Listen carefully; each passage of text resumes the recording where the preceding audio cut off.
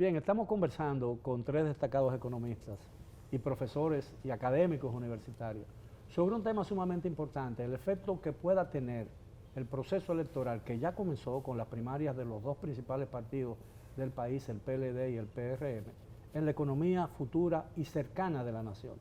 Hablábamos de la posibilidad de que los fondos de pensiones y el ahorro del pueblo dominicano pueda ser utilizado para sustituir primero el endeudamiento, como ha ocurrido en muchos países, y fomentar asimismo la inversión, que es uno de los factores que impulsan una economía, ¿no?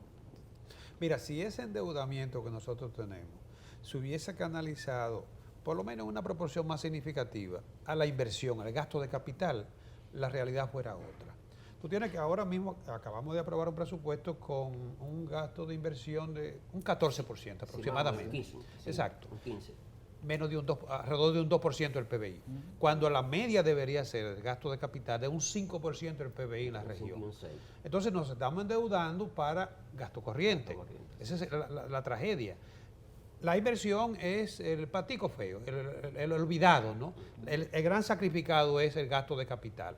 Entonces, si nosotros seguimos con esa composición del gasto y con esa presión que tú hablabas, esa presión tributaria, ¿no? Que el que venga, cual que sea, tendrá necesariamente que hacer una Ahora, aquí se están construyendo carreteras, se están construyendo puentes, todo eso es un gasto de inversión. El gasto en la salud y el gasto en la educación son gastos de inversión. El gasto social. Son gastos sociales. Sí, pero de inversión también. Tiene un impacto, totalmente de acuerdo. Lo que es, Creo que habríamos que comparar, bueno, que quería decir que el gobierno ha destinado para este presupuesto 2020 un 47% para gasto social. Pero el problema es, y ahí, bueno, está el componente de construcción de escuelas, mejoramiento de hospitales. Creo que hay unos 30.000 millones de pesos. Sistema sanitario, todo esto. Agua potable. Lo preocupante es que si usted analiza el presupuesto, de por sí ya deficitario, porque con un déficit proyectado de 1.7, ahora estamos a 2.2. Estamos diciendo que estamos hablando de 0.5%, que es un incremento. Va a incrementar la deuda necesariamente. Obviamente que sí. Entonces, Y llevado en números entendibles, ese 0.5%, ¿qué significa? del PIB, bueno, nosotros estamos ahora, supongamos, 88.000 millones de dólares. De dólares, sí. El Lo que se PIB. proyecta. El punto 5, estamos hablando de ¿cuánto? 20.000 millones de pesos Cuatro- Alrededor de 4.000 millones de dólares. Sí, sí. Cuatro de mil. dólares. Alrededor, sí, exactamente. Es mucho dinero. 3.000 y pico es mucho dinero, claro. La que misma sí. composición del presupuesto, cuando tú empiezas, vamos a decir, como decimos a veces, a cruzar variables, cruzar indicadores, te dice a ti el término que he estado utilizando de la fragilidad de las finanzas públicas y de cómo algunos temas presionan a las finanzas públicas. Fíjate, Cuello se refirió al tema del gasto capital. Viéndolo en términos de números, en el presupuesto para el 2020 se está hablando de que el gasto de capital va a ser 138.000 millones de pesos.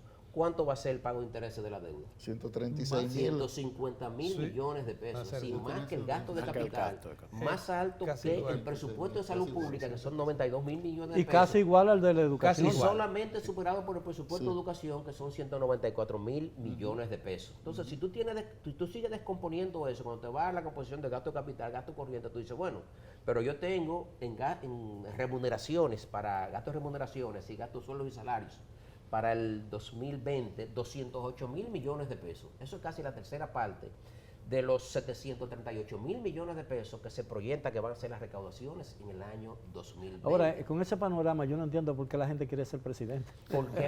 Por lo que dicen que es mejor arriba con presión que abajo con depresión. Pero lo cierto es que cuando llegamos ahí, no nos comportamos como estadistas y no cumplimos los deberes. ¿Por qué? Porque la Estrategia Nacional de Desarrollo te decía a ti lo que tú tenías que hacer hacia esta fecha. Hacia esta fecha debíamos tener una presión tributaria de un 19%. En el 16 debía ser de un 16. De un Y el 16. ITEBI bajarse porque se subió al 18 hasta que se consiguiera eso. Exactamente. O sea, no se cumplió con lo que se estableció en la ley 253.2. Es decir, de subir los ingresos a que sea un 16 para que entonces el ITEBI no sea un 18, sino un 16. Sí. Pero la estrategia de desarrollo también te dice, hacia esta fecha debemos tener una presión tributaria de un 20 para acercarlo un poco al promedio de la región, Exacto. que es alrededor de un 20 a 21. un 23. ¿Dónde está? Está estancada. ¿Por qué? Porque eso implicaba atacar las finanzas públicas, no solamente por el lado de los ingresos, Los sino gastos también, por el lado, claro. por el Entonces lado eso de se la- establece independientemente del pacto fiscal. Claro, claro, entonces no cumplimos con ese deber El que venga va a tener que cargar con eso y olvídate, el que se siente, sea el que sea. La Estrategia Nacional de Desarrollo estableció 3 grandes pactos, ¿no? 3 grandes acuerdos sociales Correcto. y políticos en el país. El tema de la educación, el pacto que ya se cumplió, a pesar de la dilación para cumplirlo, ¿no? El pacto eléctrico y el pacto fiscal. Y el laboral. Y laboral. Es decir, evidentemente en la República Dominicana ha sido imposible la concertación, la concertación real, porque todo el mundo parece estar de acuerdo en que esos 3 pactos ofertantes son necesarios e indispensables, pero no se ponen de acuerdo para sentarse a una misma mesa y llegar y derribar los obstáculos, ¿no? Y cada vez que se sientan a la mesa, las diferentes partes que tienen la responsabilidad de concertar, lo que hacen es que alejan mucho más la posibilidad de esos pactos, Porque ¿no? el pastel es grande.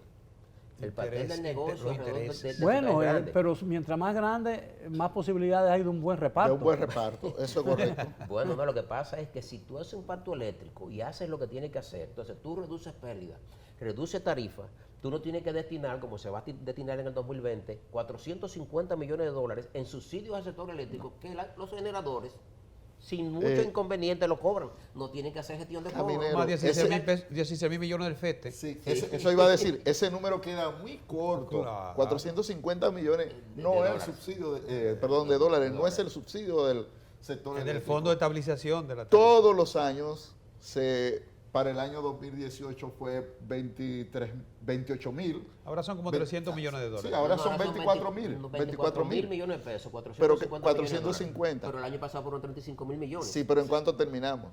Bueno, cuando va a Terminamos sobre 600. Claro, y este año vamos a terminar claro, sobre porque 600 también. eso va a depender de si el precio del petróleo es como tú hiciste, ¿verdad? Como tú corriste el modelo. Entonces yo corrí el modelo y aposté a un precio del petróleo que era de 60, tuvo que pagar en algunos momentos un No era precio 45, promedio. ¿no? No, este año fue favorable. 56, 57, Este año el precio del petróleo fue 55, favorable. Lo que pasa es que hay pérdidas técnicas, Claro, recuerda sí, que son claro. muy altas. Si tú reduces esa pérdida técnica, si tú cobras la energía, tú tienes que destinar menos dinero en subsidio al sector eléctrico, entonces es menos ganancia para ellos. Aquí hay un problema de intereses alrededor Ahora, de ese negocio. La economía dominicana depende mucho de lo que pase fuera de las fronteras dominicanas, es decir, somos Así muy es. vulnerables Claro. a los cambios que se producen en la política. Supongamos que por el conflicto interminable del Oriente Medio, el petróleo llegue a dispararse, ¿cuáles serían las consecuencias?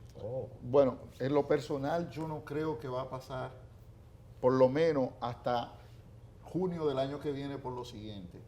Desaceleración de la economía mundial, no hay presión por la demanda y segundo, que los países productores de petróleo están jugando a mantener el precio. Sobre Estados todo que Unidos, por Estados ejemplo. Unidos es mayor ahora Van, mismo. van a hacer la... Estados pero- Unidos es la primera potencia petrolera, ya Ahora va a mismo pasar sí. en el 2020, se va a Correcto. convertir en un exportador neto de petróleo. Correcto, pero la OPEC en su conjunto ha decidido ajustar la oferta a los niveles, a las proyecciones de crecimiento que va a tener la economía para el año que viene. Y es inteligente eso. Claro, es inteligente porque no tiene sentido ni una sobreproducción para que el precio se deprima a unos niveles que resulte perjudicial Venezuela para ha los grandes contribuido productores. mucho con que la Pero- OPEP pueda pero lo más reducir su preocupante oferta. No, sí, no, Carlos, porque ahora mismo el petróleo de Venezuela está secuestrado, o sea, Venezuela no puede ni siquiera No, pero que no está Sí. produciendo. Y pasa con Irán explotarlo. también. Tiene que está y produciendo menos pasa de 1 con millón de Irán, barriles o sea. diarios. Está produciendo igual que en Pero para nada, 1950. Carlos, no lo pueden vender porque tienen un bloqueo.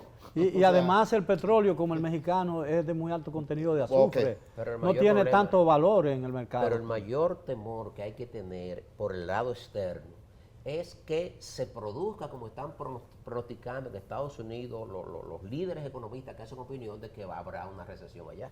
Así es. Eso sí, se nos afectaría. Bueno, en por la valor campaña interno. política que se avecina en Estados Unidos. Bien, tenemos que hacer una última pausa. Regresamos después de ella con la parte final del tema de esta noche sobre los efectos del proceso electoral dominicano que ya está en marcha sobre la economía dominicana en lo que resta del año y todo el año siguiente. Siga con nosotros, regresamos ya para el final del programa de esta noche.